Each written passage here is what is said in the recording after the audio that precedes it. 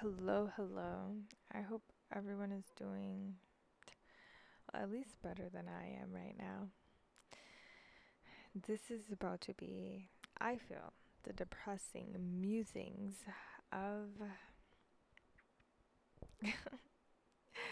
of an adult lady who is just going through it and feels like they're at their wits' end in this video, audio, whatever. It's going to be a bit of a rant.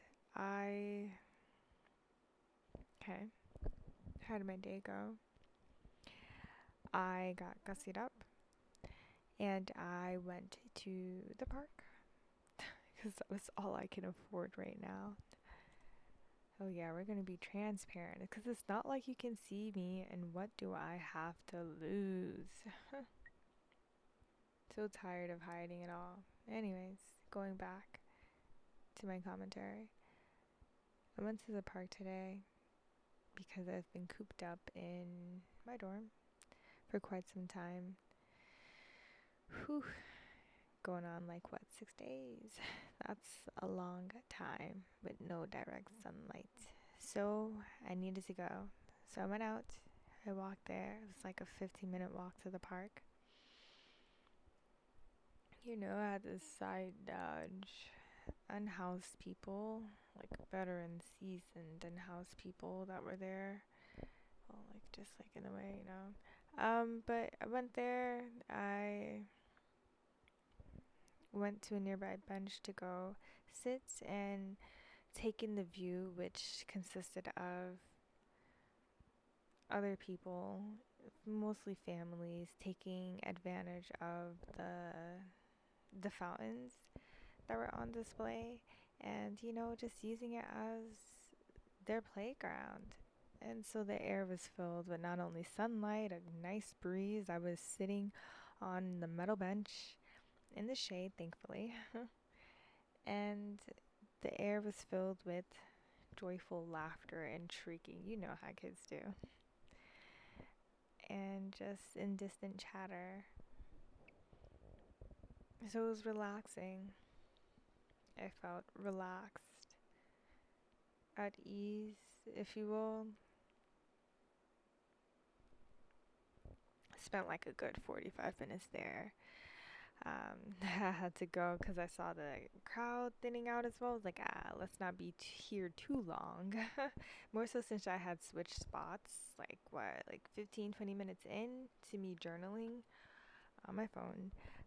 Because there were ants that, even though I sprayed myself down with like bug spray, it still didn't push them away. The ants in the south here are something else. Just like the insects here, like they are tough as all hell. Let's just say that. But hey, maybe my spray did work still because they didn't go past my ankle, which is where I sprayed most. I sprayed starting from my ankle up. So it looks like it was working. It was working. But anyway, so after that, I walked home and I took the long way to just get in some more exercise because I also hadn't been exercising for the duration that I've been cooped up in my dorm. Yep, I take that back. I did do a yoga session, the day prior, a yin yoga session to just like, I guess, de-stress, unstress, unwind, especially my hips for sitting so much. As I walked home, I felt, an ease in my shoulder. I don't know if I felt weight or unweighted, if you will, but there was something there. But then, I don't know. It's like although I felt relaxed, I felt this, I'm not going to say a surge, but this slowly being engulfed by this sense of melancholy. That's precisely how to describe it.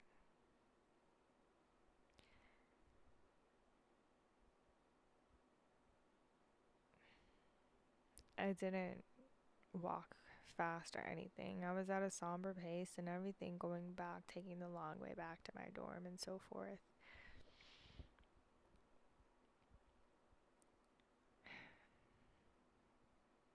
And uh, this is where the musings come in.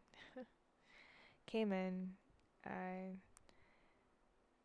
texted my brother to just end our conversation because I have this habit, which is slowly dwindling, of not texting within a timely manner. So, like, my definition of a timely manner is like, I want to say a good hour.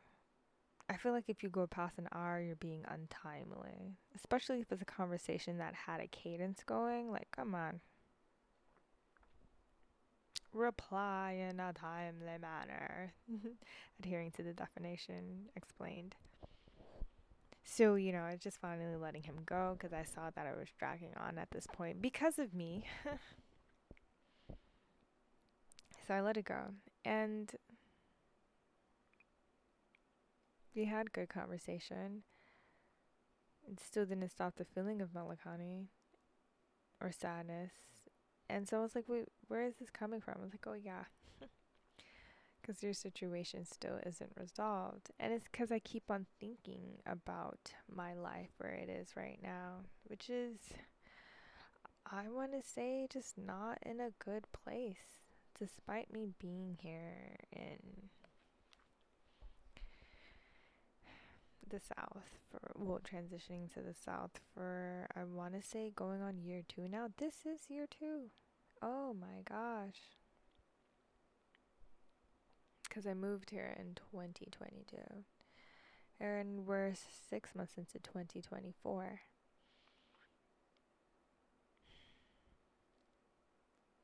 Six, I want to say 4. No. Yeah. Couple months into 2020, at the tail end of 2022.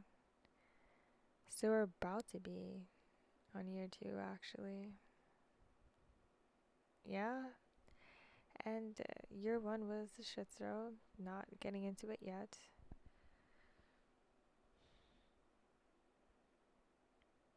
And I still am in that, I feel. Hopefully, it's the tail end of the storm. Doesn't feel like it.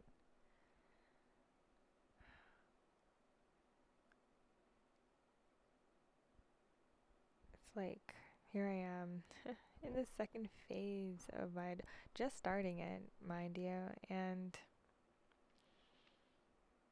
I'm technically unhoused, even though I just shared that I'm in a dorm right now. I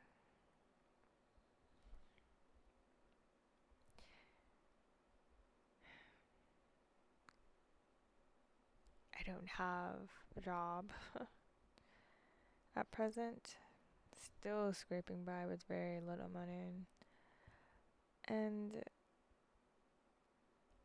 I still have that constant stress of the constant survivor mindset stress of, where am I going to live?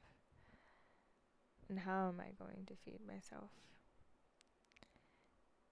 And it's frustrating because I share this, say it all the time, I feel, to myself, maybe not out loud, that I've spent, I feel, most, if not all, of my 20s trying my best to create a safety net. That was my die-hard goal. And to see that a whole pandemic was able to thwart that, and from that, I just have not been able to recover from it because, most people have familial support to fall back on when times get hard. I was that support. And I definitely did. I was able to get myself out of it when I fell on hard times, those first couple times, but it was that third time that got me. Never mind the mental fatigue of it all as well, because I had to be that for myself too. And you're probably like, but where were your friends? I didn't have any because I was gearing up to move and was like, I will make friends when I move here in the South.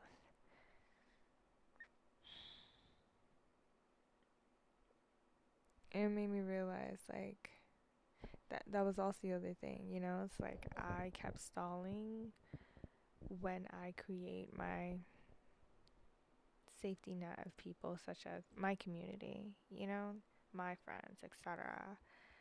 And I kept delaying building that part of my life even though that was my main goal. Second to financial stability was let me be financially stable first, because you know when you're making friends you have to go out to make friends, and with going out comes expenses such as going out to eat, looking nice and all that stuff. uh, so I wanted to do that, never mind, you know, like decorate my humble abode so that it could be comfy enough for people to come there and, you know, build there as well. That never came. I always struggled with the financial part. So I was like, there's no way I can build the social aspect if I don't have the financial aspect all set and ready to go. Because it's like with having financial stability, again, to me, that's where you accrue that security. Like if anything goes awry in the friend department, such as, okay, oh, we're out and about, you're not acting right, let me go ahead and take myself out of this situation because I have the means, the funds to do so. I don't have to just sit here and take it. It never came. I just kept spiraling into this one tragedy financially to another, almost saving myself, and then slipping through the cracks. Guess my luck ran out. So here I am now, although I have temporary housing. And I say that because it's like I still owe a balance on my student account, which is due at the tail end of June. That rhyme was accidental. And I don't know how I'm going to pay it because I still don't have a job. With the job aspect, I'm still looking for a job, of course, actively so. How many times have I catered my resume to fit the demands of said description, well, job description that I sought after, that I apply for? Rejection upon rejection. You're probably like, wow, just how unskillable are you that you just can't catch a break? Baby, I don't even know. I've built my career off of short-term contracts. That's what I did because of commitment and so forth. And I guess now, since I've had such a long stretch of unemployment, that makes me look like not the best pick. Understandably so from a company and employer um, perspective. I have to be fair, I get it. I just don't know how to overcome it. So I got that going for me. And someone will probably say, well, there's always waitressing. Baby, we have tried and we are trying. It's like if it's not that, I'm not a personality fit because I'm too quiet. And it's another thing, social anxiety on the job. People want to talk more than they do work. I want to do work. But one thing, an aspect of that that I am learning is like not to come off as too aloof or just a loner, if you will. So I got that all set and ready to go. But then, like, given the times now in the job market, people are so competitive, silently so, like, just schemy. In the South, more so. It's just like they're off put by friendliness, but if you're not friendly, they're off put by it as well. So it feels like this social catch 22, and I'm not here for it, you know? And it's like no matter, it's like damned if you do, damned if you don't. With me, I feel from my experience, because it's like I already shared that, the whole friendly or friendly not. I feel like I get the same thing, and It's like they think I'm gonna take your job. I'm like, you've been here. Why would someone? Why are they gonna fire you? They're hiring people because they need people, right? So why would they no longer need you? I don't understand. Like, bro, let people make their money. There's enough room at the table, or is there? I don't know.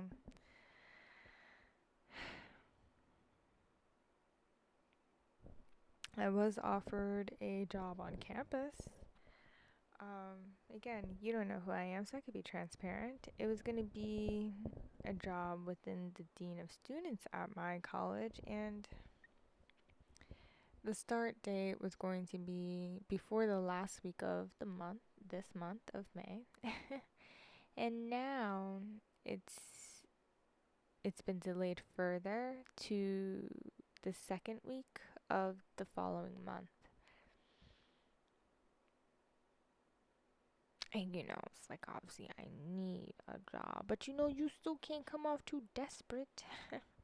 And the due date for me to pay those student bills are what? The first week of June. So it's like, you don't want to come off too desperate. Who? No, ever. No.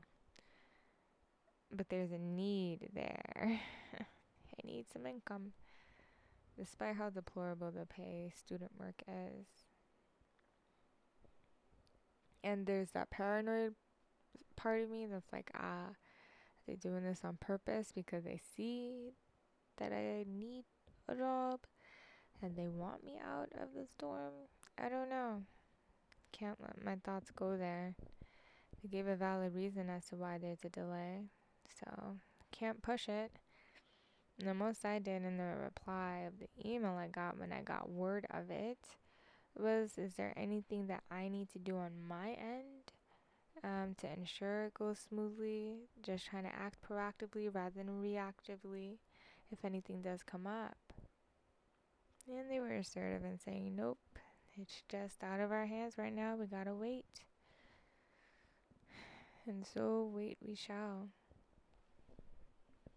I sound a bit defeated because I feel like that. I guess this is the part where I talk about, well, we see what's going shitty in your life. What about what's good? What's decent?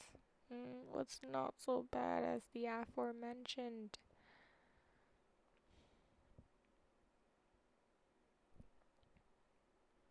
I have food to eat. I have a comfortable and safe place to rest my head. Running hot water. I have all the essentials one needs to survive and live comfortably for the moment.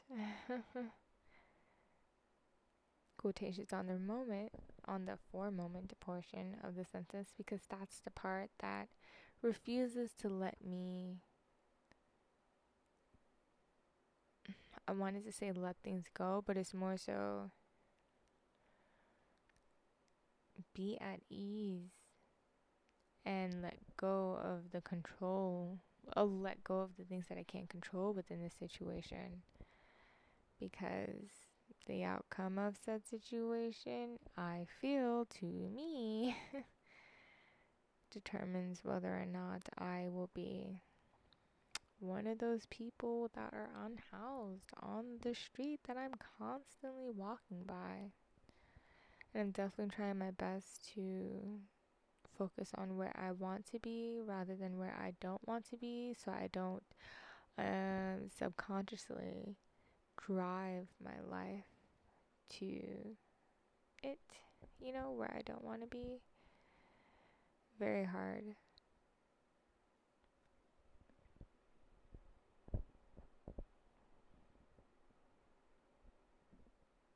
And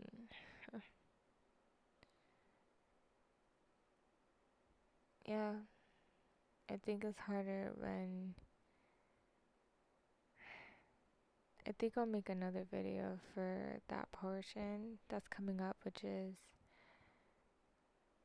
when it's hard to share with others and be communion with others because of what you're going through. It's so hard to connect with others when you're going through housing instability. Because it's like you can't let everyone or just anyone know. Most people, most people, some people, no, you'll get the apathy, you'll get the pity. Who wants that? I don't need your damn pity. That does nothing for me. You'll get the sympathizers. Then you get the people that'll be like, this is all your fault. You did it. You made yourself be where you are now, etc., etc. And you'll get those who like, oh, this person doesn't have anyone by their side. That means that if I do anything to them, who's going to make sure that I'm accountable? This is free reign. And those are the people that scare me. Those are the people which I'm sure make a lot of other people stay in the shadows when it comes to what it is that's plaguing them, especially if it's surrounding housing instability or financial instability for that matter. People, when unchecked and know that there will be no one present to check them, there's a side of them that you don't expect to see, that is seen unabashedly. Unabashedly. Okay, I want to make sure I said that word correct.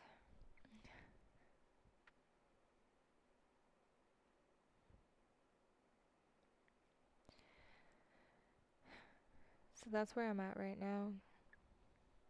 I feel good to get that out. Definitely gonna keep on applying for jobs. I have a little bit of money, so I am going to call this other place. It's a waitressing job. It's not too far from here. I'm gonna call first to see if they're still hiring, so I make sure I don't waste my coins going there for an interview that is going to lead to nowhere town. All right, Miss Gray Matter out. Thank you so much for listening. Please remember your story matters. And I hope I'll see you next time.